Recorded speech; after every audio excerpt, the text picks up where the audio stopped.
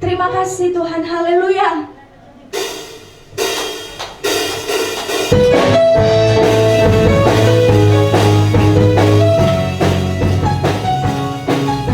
Sebab mau telah dikalahkan, dosa telah dihancurkan, dan kita beroleh kemenangan. Yang percaya katakan amin, haleluya.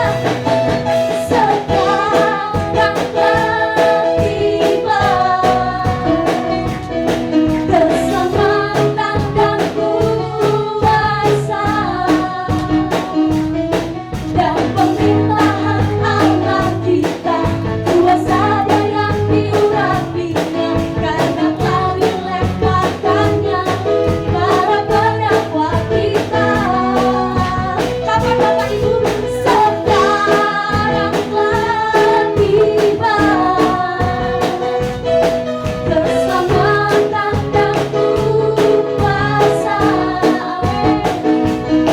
dan pemerintahan Allah kita, kuasa yang diurapinya, karena telah dilemparkannya para pendakwa kita.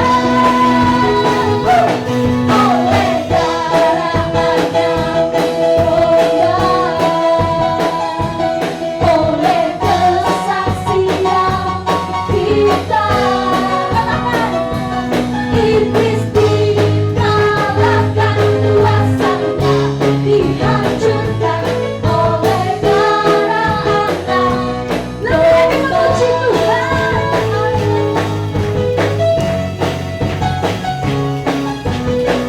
Kita umat yang bertepuk tangan, yang setuju, katakan pujian ini.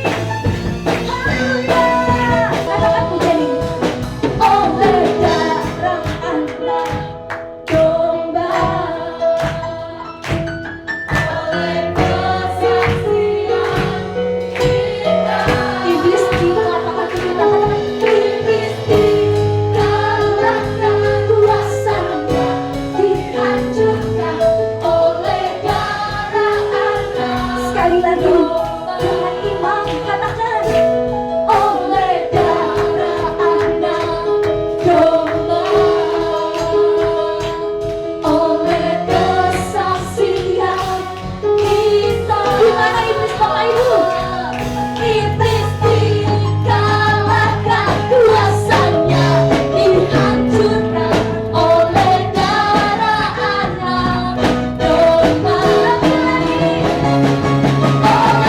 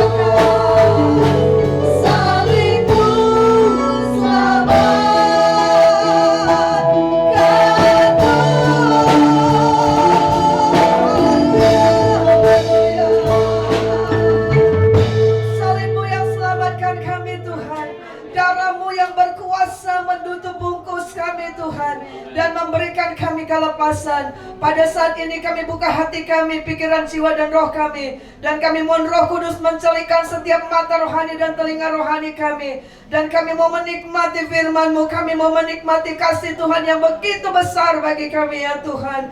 Biarlah kiranya Engkau akan menjamah setiap orang dengan kasih dan karunia-Mu bagi kami semua. Di dalam nama Yesus kami buka hati kami untuk mendengar firman Tuhan. Bahkan untuk makan semeja sehidangan dengan Tuhan dalam perjamuan-Mu yang kudus pada saat ini. Dalam nama Yesus kami minta tutupan darah Yesus bagi kami semua. Haleluya. Dalam nama Yesus kami sudah berdoa dan bersyukur. Haleluya. Amin. Puji Tuhan, saudaraku. Hari ini kita masuk di dalam peringatan hari kematian Tuhan di kayu salib. Saudara yang terkasih dalam nama Yesus, hari ini seluruh umat di dunia memperingati bagaimana Allah mati bagi kita di kayu salib, korbannya di kayu salib. Dan Paskah adalah sebenarnya peristiwa yang paling besar di antara perayaan-perayaan umat Kristen, saudara. Jadi bukan Natal, saudara, tapi Paskah, ya. Karena tanpa darah Yesus yang tercurah bagi kita, saudara, kita tidak ada sampai dengan pada hari ini. Tanpa korban Yesus di kayu salib, kita tidak akan mengalami kemenangan, saudara. Tanpa salib Kristus, maka tidak ada pengharapan bagi kita. Tidak ada janji kesembuhan, tidak ada kepastian di dalam keselamatan. Bahkan kita akan selamanya ada di dalam kematian yang kekal, ya. Saudaraku yang terkasih dalam nama Yesus, tanpa salib Kristus kita tidak akan bisa membentuk nikah rumah tangga yang bahagia. Tanpa salib Kristus kita tidak akan pernah mengalami damai sejahtera yang sesungguhnya, kebahagiaan yang sesungguhnya, bahkan sampai kepada kehidupan yang kekal. Itu hanya karena salib Kristus. Pada hari ini saya beri judul adalah It is finished, ya, sudah selesai. Mari kita akan bangkit berdiri, kita baca kitab Yohanes pasal yang ke-19. Mari bangkit berdiri, saudara. Kita baca ayat 28 sampai dengan ayat yang ke-30 saja. Yohanes 19 ayat 28 sampai dengan ayat yang ke-30. Sesudah itu, karena Yesus tahu bahwa segala sesuatu telah selesai, berkatalah ia, supaya genaplah ada yang tertulis dalam kitab suci, aku haus. Di situ ada suatu bekas menu anggur asam. Maka mereka mencucukkan bunga karang yang dicelupkan dalam anggur asam pada sebatang hisop, lalu mengunjukkannya ke mulut Yesus. Sesudah Yesus meminum anggur asam itu, berkatalah ia, sudah selesai. Lalu ia menundukkan kepalanya dan menyerahkan nyawanya. Silakan duduk, saudara yang terkasih. Saudaraku yang terkasih, dalam nama Yesus, tema firman Tuhan adalah It is finished. Saudara, Allah yang kita sembah adalah Allah yang hidup. Allah yang berkata, akulah Alfa dan Omega. Allah yang mengerti awal dan akhir dalam segala perkara. Allah lah yang melihat betapa kasih-Nya atas kita, betapa menderitanya kita oleh karena dosa satu orang, yaitu Adam. Tadi pagi dalam ibadah pagi Paskah, ibadah online, saya menyebutkan di dalam kitab Roma berkata, karena dosa satu orang, Adam, ya, bersama dengan istrinya, itu satu kesatuan, jatuh dalam dosa. Maka firman itu berkata, dosa menjalar kepada semua manusia, saudara. Sehingga kita pun, Mazmur Daud berkata dalam Mazmur 51, aku ini dikandung di dalam dosa, di dalam rahim ibuku. Tetapi kitab Roma terus melanjutkan bahwa tetapi karena satu orang saja, yaitu manusia, yaitu Allah, Yesus Kristus, saudara, yang menyelesaikannya di kayu salib, maka oleh karena satu orang itu, yaitu Adam yang terakhir, yaitu Yesus Kristus, maka kita juga dibenarkan, saudara, kita dikuduskan. Sehingga, saudaraku, segala sesuatu yang timbul karena dosa, saudara, itu dilenyapkan. Bahkan ada jaminan dalam hidup kita, kehidupan yang kekal, saudara, ya. Saudara yang terkasih dalam nama Yesus, Tuhan begitu melihat bahwa manusia ini mengalami banyak perkara akibat dosa, saudara. Kita lihat di dalam kitab Kejadian, ketika Adam dan Hawa jatuh dalam dosa, maka dikatakan mereka akan susah payah dalam mencari nafkah. Bahkan dalam nikah rumah tangga juga susah melahirkan, susah mengalami permasalahan, saudara. Bahkan kita akan melihat nanti keluarganya pun jadi berantakan, saudara. Anaknya saling membunuh satu dengan yang lain, ya. Bahkan sakit penyakit dan sebagainya, penuh dengan ketakutan, sehingga dia tidak berani lagi datang menghadap Tuhan. Ketika Adam dan Hawa jatuh dalam dosa, yang biasanya mereka berteman dengan Tuhan, selalu ngobrol, saudara. Tetapi detik itu mereka akhirnya takut untuk bertemu dengan Tuhan. Kenapa? Dosa itu mengintimidasi kita, mendakwa kita, sehingga kita tidak berani menghadap tahta hadirat Tuhan. Tetapi berita hari ini, saudara, berita Paskah 2000 tahun yang lalu, saudara, adalah Tuhan mengatakan di salib Tuhan sudah menyelesaikan semuanya. Amin, saudara. Di dalam Yohanes 19 ayat 30 sekali lagi saya berkata di sini, saya bacakan ini. Sesudah Yesus meminum anggur asam itu, berkatalah ia, sudah selesai. Lalu ia menundukkan kepalanya dan menyerahkan nyawanya. Ini adalah sabda Tuhan. Ada 7 sabda di salib, dan ini adalah perkataan Tuhan yang ke-6, saudara, ya. Sudah selesai. Nah, kalau kita lihat di dalam tulisan bahasa Yunani, itu disebut sudah selesai itu adalah telestai, ya. Tetelestai. Tetelestai dalam bahasa Yunani artinya it is finished, sudah selesai. Tetapi di dalam bahasa Aramaik, di dalam bahasa Ibrani disebut nislam. Nislam artinya lunas, ya. Atau dikatakan akar katanya itu adalah shalom, ya. Jadi saudara, kita akan mengerti apa artinya shalom. Shalom itu artinya diperdamaikan, artinya completeness, ya. Dibebaskan, diperdamaikan dengan komplit, saudara. Jadi kalau kita katakan shalom, itu mengatakan kita diperdamaikan, damai sejahtera Tuhan komplit, selesai sudah. Tidak ada yang lain, ya. Atau saya sebutkan di sini tetelestai itu sudah dilunasi. Di dalam kata Yunani, tetelestai itu berasal dari kata kerjanya teleo, ya. Artinya mencapai tujuan akhir, menyelesaikannya, menjadi sempurna. Dan kata ini menyatakan keberhasilan akhir dari suatu tindakan. Artinya saudara, inilah puncaknya, puncak segala sesuatu dalam hidup kita. Itu adalah penyelesaian Tuhan di kayu salib bagi kita.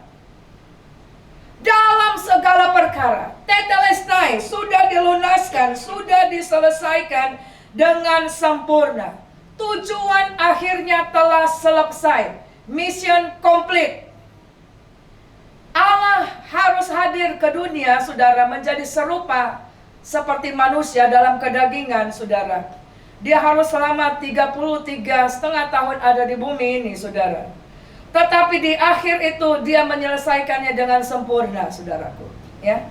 Nah, saudaraku, tetelestai atau sudah selesai, it is finished. Nislam, shalom, itu berbicara penyelesaian dosa dan keselamatan. Itu adalah puncak kesempurnaan hidup kita, ya, saudara. Jadi ini juga menjadi menentukan kita di surga atau di neraka, saudara. Tanpa korban Yesus di kayu salib, kita ketika kita mati, maka kita sama seperti binatang. Maka kita akan masuk di dalam api neraka. Karena firman Tuhan mengatakan, semua orang telah berbuat dosa. Upah dosa adalah maut, saudara. Tuhan telah memberikan hukumnya bahwa upah dosa adalah maut. Itu sebabnya penyelesaian dosa, penyelesaian keselamatan, pemulihan supaya gambar diri yang Tuhan sudah ciptakan kepada setiap orang sesuai dengan gambarnya dipulihkan kembali murni. Itu hanya bisa dikerjakan oleh Allah itu sendiri. Amin. Tidak ada caranya yang lain, saudara, kecuali Dia sendiri harus datang ke dunia. Dia harus mati di kayu salib. Korban Yesus di kayu salib. Hanya itulah yang bisa menyelesaikan dosa dan keselamatan kita, saudara. Ya. Nah, saudaraku yang terkasih dalam nama Yesus, jadi saudara, kalau engkau ingin mengetahui surga atau neraka, itu ditentukan waktu kita ada di dunia, saudara. Ya, waktu kita ada di dunia. Jadi makanya jangan terlambat. Jangan sampai kita sudah lama ikut Tuhan, saudara, sudah menyebut diri kita Kristen, bahkan mungkin sudah melayani atau apa saja, tapi kita tidak mengerti korban Yesus di kayu salib, atau kita menganggap remeh karya Yesus di kayu salib. Kita hanya tahu bahwa Yesus itu mati di kayu salib, tapi kita belum terima itu. Bahkan kita masih hidup di dalam dosa. Bahkan kita masih mengatakan, bagaimana aku nggak kuat, aku dalam dosa. Saudara, kalau kita akan mengerti ini, saudara, maka kita sebenarnya, saudara, pikiran kita dibutakan oleh iblis, ya. Kenapa, saudaraku? Mari kita akan lihat yang pertama, ya. Di dalam 1 Korintus 6 ayat 20. Coba kita akan baca ini, 1 Korintus 6 ayat 20. Sebab kamu telah dibeli dan harganya telah lunas dibayar. Karena itu muliakanlah Allah dengan tubuhmu, ya. Satu lagi kita baca di sini. Ini maksudnya, saudara, Yesus telah menyelesaikan pelunasan hutang dosa kita di kayu salib. Ayat ini berkata, kamu, saya, kita, manusia ini yang berdosa telah dibeli dengan lunas, dibayar. Dari siapa, saudara? Ini berbicara, saudara, ketika kita masuk dalam dosa, hidup dalam dosa, dilahirkan dalam dosa, itu ada hutang dosa. Hutang dosa, saudara, di mana kita langsung diperhamba oleh iblis. Kemudian iblis akan memperalat menggunakan kedagingan kita yang lemah ini untuk membuat kita terikat dan jatuh terus dalam dosa.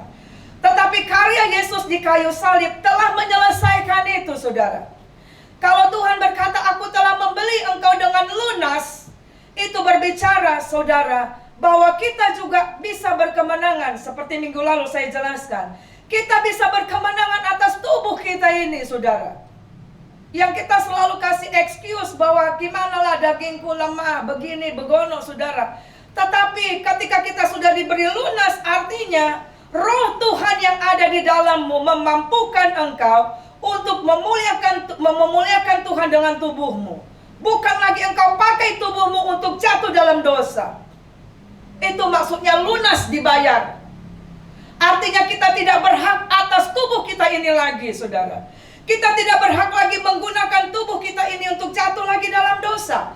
Karena tubuh kita ini sudah diberi lunas oleh Tuhan. Dan tubuh kita ini harus memuliakan Tuhan. Sehingga, saudaraku, kalau kita ngerti itu, maka ketika kita memandang, kita tidak memandang dengan dosa. Ketika kita berkata-kata, kita menjaga bibir lidah kita tidak lagi berdosa, mengata-ngatai orang, menghakimi orang, keluar cakap kotor. Sehingga ketika kita mau melakukan sesuatu, tangan kita ini gak sembarangan melakukan hal yang tidak menyenangkan Tuhan. Atau ketika kaki kita mau melangkah, maka kita akan bertanya kepada Tuhan, karena tubuh kita ini semua adalah milik Tuhan, ya. Tuhan telah melunasinya di kayu salib. Termasuk kelemahan-kelemahan kita yang kita katakan karena daging. Gimana lah, Bu? Emosinya aku. Iya kan? Sakit kali omongannya. Saudara, tadi pagi saya kasih kesaksian. Kapan saja iblis akan coba membuat kita menjadi lemah. Membuat kita akan menjadi sakit hati. Membuat kita menjadi tidak berkemenangan. Tapi saudara, pilihannya kalau kita ngerti ini, kita mau menjaga hati kita kudus, maka kita diberikan kuasa dalam nama Yesus. Engkau tidak bisa kasih pikiranku jadi jahat. Tidak bisa membuat hatiku menjadi sakit lagi. Aku nggak mau, begitu bodoh aku. Patahkan, bisa, saudara. Tadi pagi saya kasih kesaksian. Ya, kenapa? Karena ada roh Allah yang menolong kita. Kita baca Kolose 2 ayat 14 sampai 15. Ayo kita baca. Dengan menghapus surat hutang yang oleh ketentuan-ketentuan hukum mendakwa dan mengancam kita, dan itu ditiadakannya dengan memakukannya pada kayu salib. Ayat 15.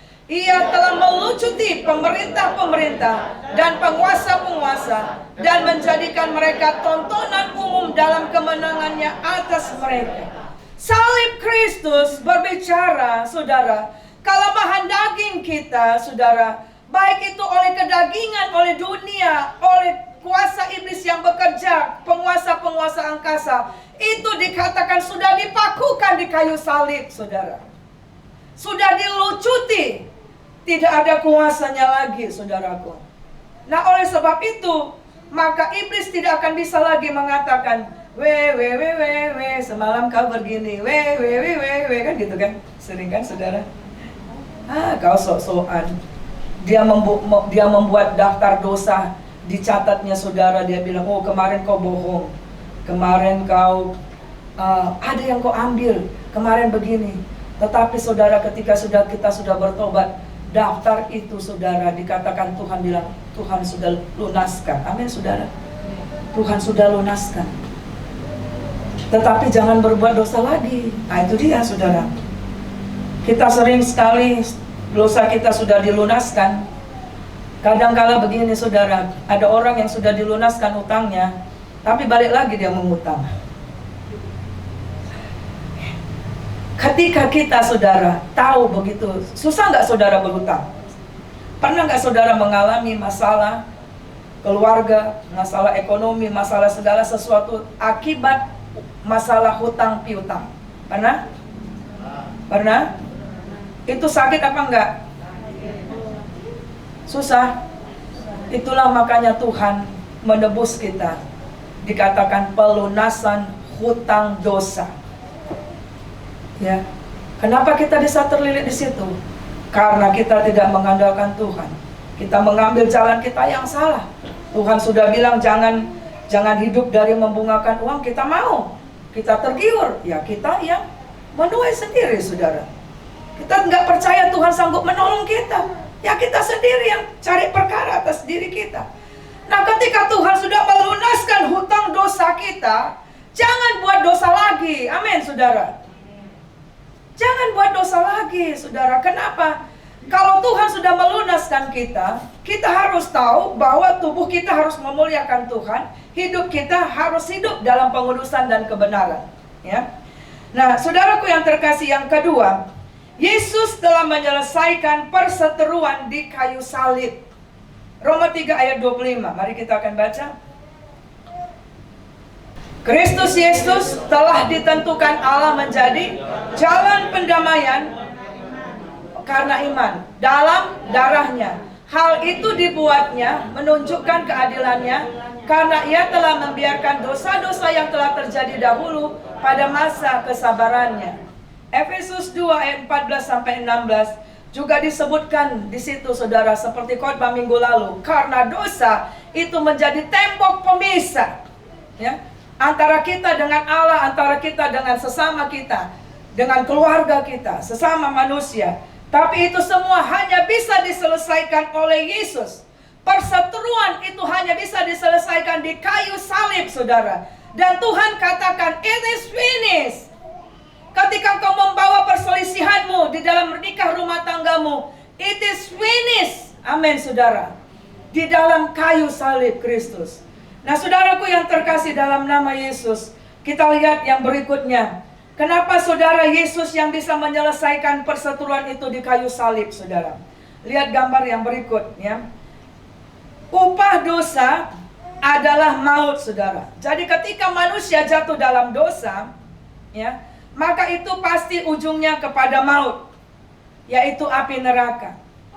Maut berbicara nyawa, ya, kematian. Nah, oleh karena itu, karena nyawa yang mati, yang hilang, saudara, maka dia harus ditebus, ada substitusi. Ya, harus juga ada nyawa yang dikorbankan. Harus ada darah yang tertumpah. Itu makanya Allah harus masuk menjadi manusia, turun menjadi manusia, supaya dia yang menggantikan kita di sana, saudara. Dari segala kutuk, dari segala ikatan, dari maut, saudara. Makanya ada ayat firman Tuhan, musuh yang terakhir yang telah dibinasakannya adalah maut. Ya. Nah, oleh karena itu, saudara, makanya Allah itu harus darahnya tercurah bagi kita. Jadi saudara, kalau engkau ditanya, kalian itu orang Kristen ini percaya kepada Yesus sebagai Tuhan tapi mati, saudara harus bilang, supaya menggantikan kematianku di alam maut. Amin, saudara. Sehingga aku punya hidup yang kekal. Gitu, saudara.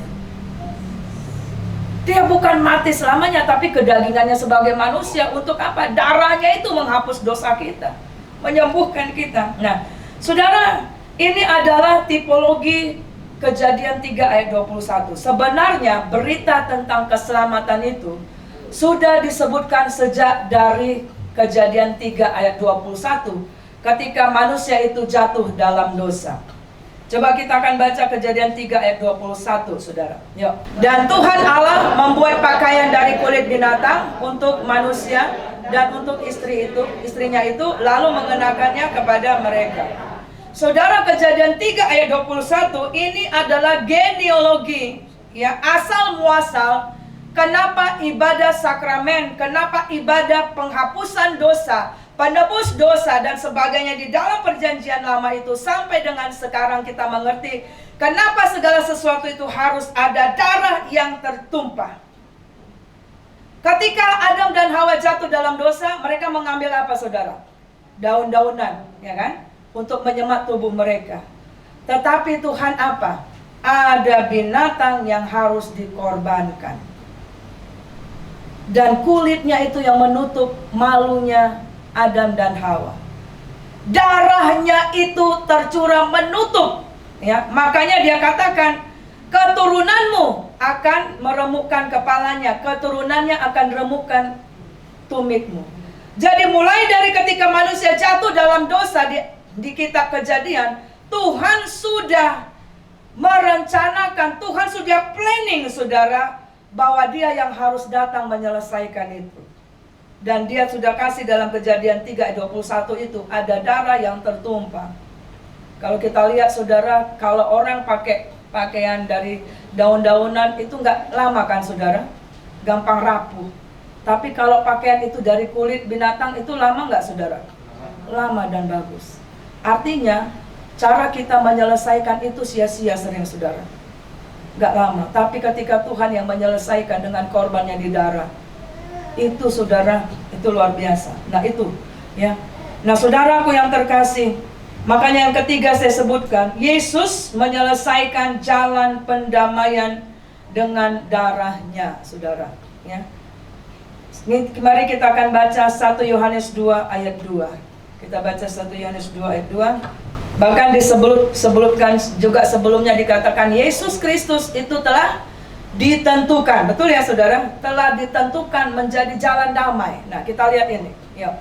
1, 2 ya. Dan ia adalah pendamai untuk segala dosa kita. Dan bukan untuk dosa kita saja, tapi juga untuk dosa seluruh dunia. Artinya itu makanya Tuhan cukup satu kali saja, saudara, selama ada di dunia ini. Amin, saudara. Nggak berulang-ulang dikorbankan, saudara.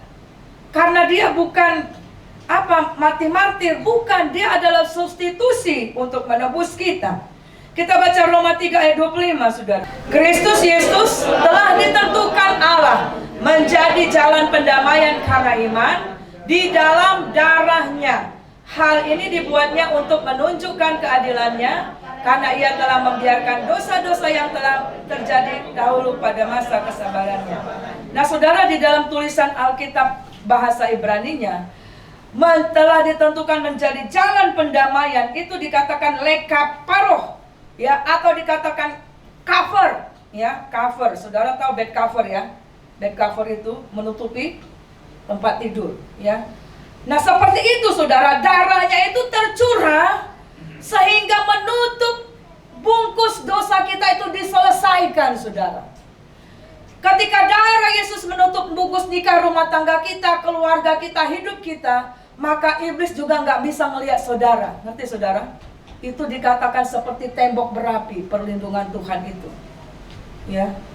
Nah, saudaraku yang terkasih, makanya kita akan lihat peristiwa Paskah di Mesir, apa, saudara? Ketika ada lambang darah di mana, saudara? Di ambang pintu rumah, malaikat maut lewat. Kenapa? Nggak bisa lihat lagi di situ.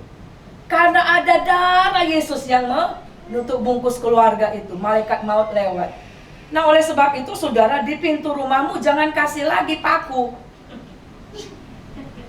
untuk mengawasi kuntilanak. Ya, buang itu dalam nama Yesus. Amin. Iya. Itu kan roh. Kau taruh paku pun masuk juga dia kalau kau tidak dalam Tuhan. Amin. Kalau kau tidak dalam Tuhan masuk juga walaupun kau taruh banyak paku situ. Halo? Ya. Benar, saudara. Nah, saudaraku yang terkasih dalam nama Yesus, ada kuasa di dalam darahnya yang tertumpah di kayu salib. Kalau kita baca dalam Matius 27 ayat 51, kenapa Allah itu harus mati bagi kita di kayu salib? Kenapa darahnya itu harus tertumpah? Mari kita akan lihat, saudara. Yang pertama adalah oleh darahnya di salib, kita penuh keberanian masuk ke tempat kudus. Kenapa? Karena pada waktu Yesus di kayu salib, maka dikatakan tirai bait Allah yang memisahkan ruang kudus dan ruang maha kudus itu terbelah dari atas sampai dengan bawah.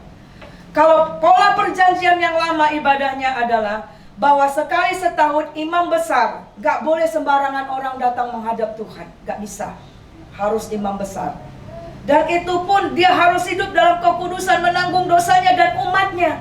Dan dikasih giring-giring di bajunya. Kalau nggak bunyi lagi harus ditarik. Nggak bisa masuk ke ruang maha kudus, saudara. Kalau nggak bunyi lagi giring-giring di bajunya itu, saudara, maka tali yang panjang itu yang di luar sana, udah mati ini. Imamnya ditarik dia keluar. Gitu, saudara. Tapi waktu Yesus di kayu salib, maka dikatakan tabir itu, kita baca deh. Matius 27 ayat 51, terbelah, saudara. Ya, terbelah. Dan lihatlah, tabir bait suci terbelah dua, dari atas sampai ke bawah. Dan terjadilah gempa bumi dan bukit-bukit batu terbelah. Kuasa darah Yesus menghancurkan tembok pemisah antara Allah dengan kita. Karena dosa itu sudah diangkat, dosa itu ditebus, kita dibenarkan, kita dikuduskan, sehingga kita bisa masuk ke ruang maha kudus. Kita bisa langsung berkata, ya Aba, ya Bapa. Itu makanya kenapa orang Kristus, anak Tuhan bisa berdoa, Bapa kami yang di surga. Ngerti ya, saudara? Kita bisa akses langsung ke tempat ruang yang maha kudus. Bahkan kita baca di dalam Ibrani 10 ayat 19 sampai dengan 22 berkata, oleh darah Yesus kita penuh keberanian untuk menghadap tahta surga. Yesus di surga. Nah, kalau kita akan mengerti ini, makanya saya berkata kepada saudara, termasuk tadi ibadah pagi streaming, itu seharusnya mengertilah kita bahwa tidak ada seorang pun yang gak bisa doa. Amin. Yang dia mengatakan gak bisa aku doa, Bu, gak berani berdoa.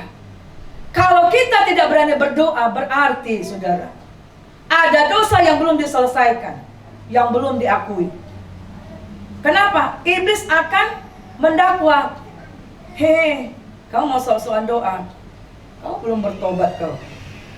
Makanya sangat penting pertobatan dengan sungguh. Amin.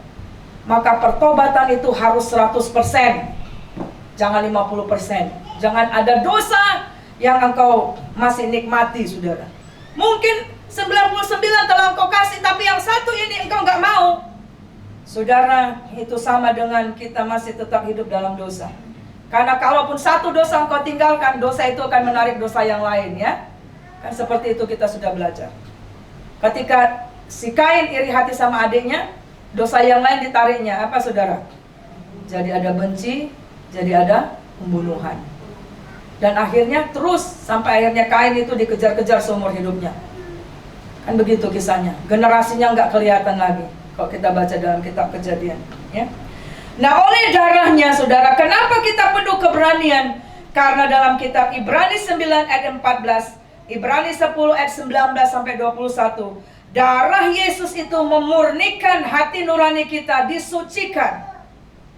Disucikan hati nurani kita, pikiran kita dikuduskan, ya, tangan kaki kita, perbuatan kita dikuduskan, sehingga kita berani menghadap Tuhan karena kita sudah dibenarkan dan dikuduskan. Nah, saudaraku yang terkasih, dalam nama Yesus, coba selidiki hidup kita. Kenapa kita nggak berani berdoa kepada Tuhan. Jangan-jangan kita masih hidup di dalam dosa. Jangan-jangan masih ada dosa yang belum kita selesaikan, saudara. Ya. Nah, darah Yesus berbicara, saudara, akses itu kita bisa sampai ke surga. Langsung ke pusat berkatnya, saudara. Amin, saudara. Halo? Artinya kalau kita di dunia ini langsung ke gudangnya. Jadi saudara tidak beli lagi di supermarket. Saudara misalnya saudara beli sesuatu di supermarket, dengan beli sesuatu di gudang, mana yang lebih banyak barangnya, saudara? Gudang. Dan yang lebih komplit di gudang. Yang lebih baru di gudang. Nah, kira-kira seperti begitu, saudara. Ya. Saudara, yang kedua kita lihat di sini, ya. Oleh darahnya kita dapat mengakses segala sesuatu yang ada di surga. Dalam Efesus 2 ayat 6, kita baca Efesus 2 ayat 6, termasuk saudara, kita bisa mengakses, ada kepastian rumah kita ada di surga. Nah itu saudara ya. Yuk kita baca Efesus 2 ayat 6. 1, 2 ya. Dan di dalam Kristus Yesus, Ia telah membangkitkan kita juga dan memberikan tempat bersama-sama dengan Dia di Yohanes 14 ayat 1 dan 2. Dia katakan, aku pergi kepada Bapa di surga untuk menyediakan tempat. Ayat ini konfirmasi lagi bahwa Tuhan memberikan tempat bagi kita di surga. Itulah kenapa saudara ada kepastian dalam iman kekristenan. Kita tidak menghayal-hayal. Gimana ya, aku masuk surga apa enggak? Saya mau sampaikan, kalau ada engkau bertemu orang dan engkau mengatakan, nanti kalau kamu mati masuk surga atau neraka? Dan dia bilang, enggak tahu ya, saudara, saya mau sebutkan, saudara harus injili dia. Sebenarnya dia belum selamat. Dia belum mengerti karya Yesus di kayu salib itu apa, saudara. Ya. Dan dikatakan dalam Efesus 1 ayat 3-4. Mari kita akan baca. 1, 2 ya.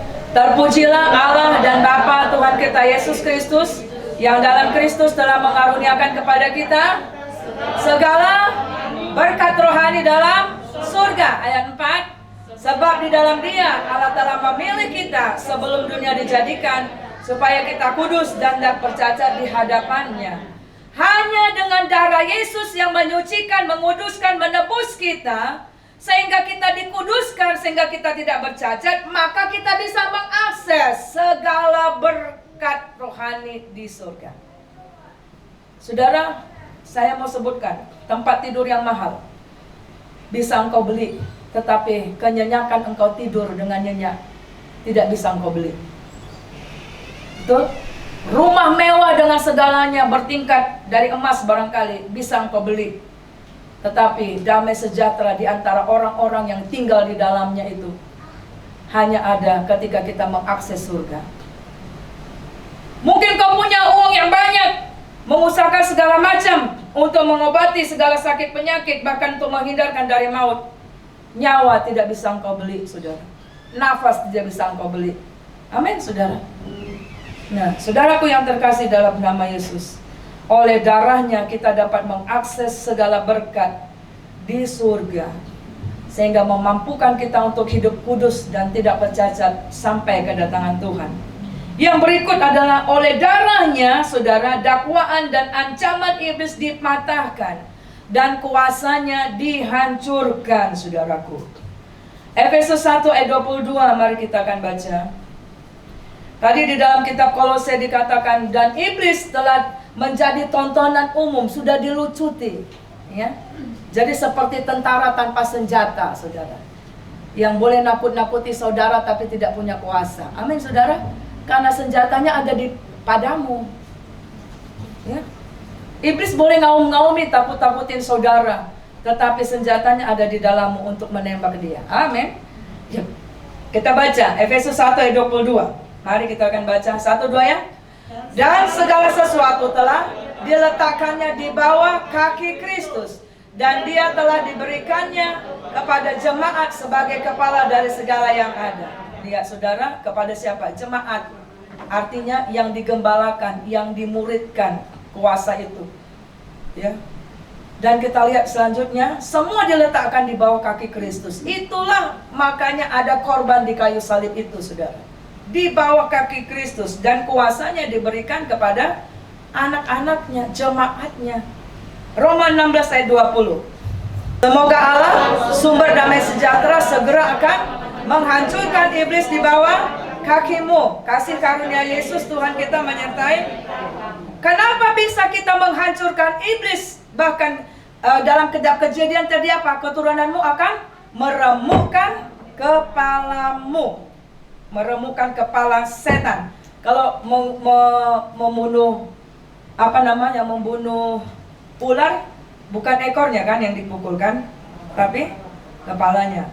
Nggak usah jauh-jauh, misalnya saudara beli ikan lele atau ikan mas atau apa.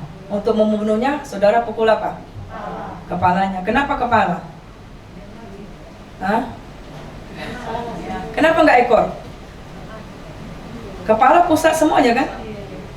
Nah, jadi artinya rancangannya, tipu muslihatnya, kuasanya itu dihancurkan, diremukkan.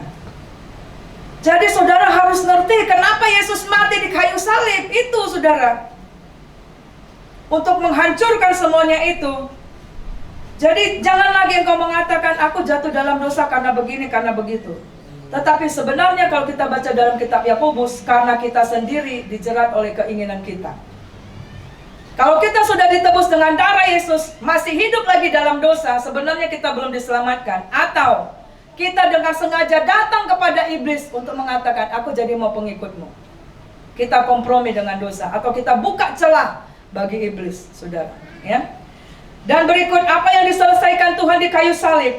Amsal 20 ayat 30. Dikatakan oleh bilurmu yang membersihkan segala hati kami. Ya. Yesaya 53 ayat 5. Oleh bilurnya yang berdarah menyembuhkan kita. Jadi saudara komplit. Makanya Tuhan katakan it is finished. Bilur itu berbicara apa? Luka-luka Kristus. Jadi waktu Yesus belum naik ke kayu salib, dia harus dipukul, dicambuk, luka-luka, tergores-gores badannya, bilur-bilur, ya, saudara. Tetapi itu Tuhan katakan di kayu salib, it is finished. Minggu yang lalu saya cek, saudara, saya sedikit punya asam urat dan kolesterol naik, sehingga ini rasanya sakit sekali di tengkuk sini sampai sini. Tapi puji Tuhan, hari ini saya dibebaskan, saya lepas. Amin, saudara. Oleh bilur Yesus. Apapun penyakitmu, tidak ada satu penyakit yang terlalu berat untuk Tuhan bisa sembuhkan. Amin, saudara. Haleluya. Maka kita akan bisa berkata yang terakhir di sini. Kita baca Mazmur 138 ayat 8a. Ya, Tuhan akan menyelesaikannya bagiku. Ya Tuhan, kasih setiamu untuk selama-lamanya. Janganlah kau tinggalkan perbuatan tanganmu. Kalau Tuhan mengatakan di kayu salib 2000 tahun yang lalu, 2000 lebih tahun yang lalu, bahwa Tuhan katakan it is finished, semua telah kupakukan di kayu salib. Maka kalau Tuhan sudah bilang selesai, kenapa kita bilang masih belum? Tapi seharusnya kita akan mengatakan Tuhan akan menyelesaikan bagiku. Amin. Masalahku pasti selesai, penyakitku pasti selesai, disembuhkan. Anakku pasti selesai dari pemberontakan dan dia datang kepada Tuhan. Masalah hutangku pasti selesai.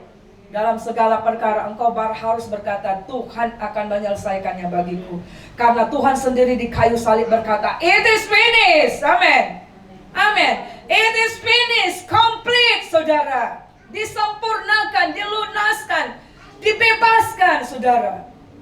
Tetelestai, dilunaskan, diperdamaikan, dibaharui. Apalagi, saudara. Sebab itu jangan tinggalkan Tuhan. Jangan kembali lagi. Makna kita merayakan Paskah ke Jumat Agung adalah kalau kita mengerti bagaimana Tuhan menyelesaikan bagi kita. Kenapa kita masih mau lagi membiarkan diri kita jatuh kembali dalam dosa? Kenapa kita masih mau dipermainkan lagi oleh iblis dan kedagingan kita? Tuhan sudah kasih senjata. Amin, saudara. Kenapa kita tidak mau hidup di dalam kebenaran? Keselamatan itu gratis, adalah kasih karunia Tuhan tanpa kita buat apa-apa.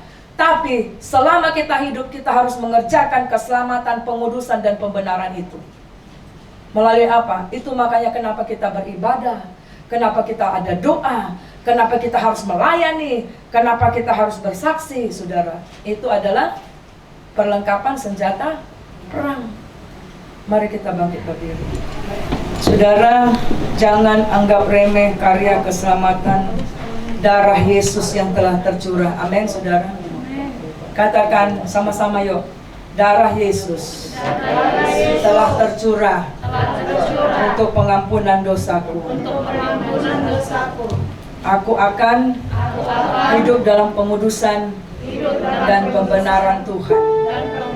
Memuliakan Tuhan dengan tubuhku. Kita nyanyikan pujian ini. Yesus curahkan darahnya dengan kali